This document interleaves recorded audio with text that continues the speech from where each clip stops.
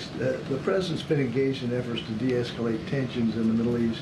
Has he persuaded Iran not to retaliate against Israel? Look, I'm not going to speak for what Iran will or will not do. It is up for them. That is their plans. They're going to speak to their plans. They have been very public about what their next steps are going to be in responding publicly. They've been very public about that. What we're going to do, and that's why we've shared the readouts that the president has had with Egypt, with Jordan, with Qatar, is that we're going to continue to have those conversations with our Middle East partners, Middle East leaders, and urge de-escalation. That's what we want to see. We want to see de-escalation, tensions de-escalated in the region, and that's our focus. On Israel and Hamas and ceasefire negotiations, the administration has said you're closer than ever. What are those final steps, and how is the president involved in the final stages? So I'm going to be very mindful here and not negotiate from here. And obviously we have closed some gaps. You've heard us say this, some important gaps, and we feel like we are, closer, as you just stated in your question. That was part of a readout from yesterday. Our focus is going to continue to have those diplomatic conversations with Middle East leaders on de-escalation and the tensions there in the region. Obviously, bringing in the ceasefire and hostage release deal to a conclusion. That's our focus.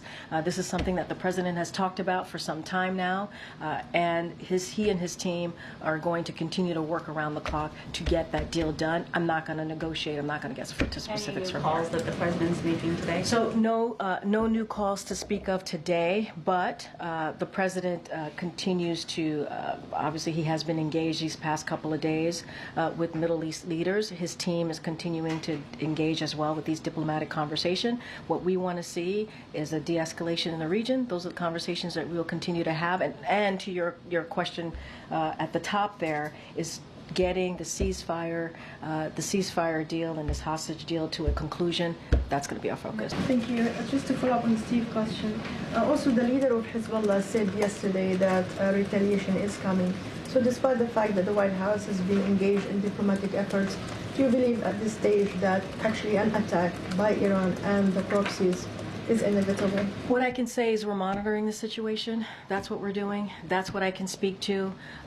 Iran, Hezbollah, they will speak for themselves. Obviously, Iran has been very public about this. What we will continue to do is have these de-escalation conversation. We want to see a de-escalation in tension. You've seen the readouts. I'm sure you've read the three readouts that we put out this week.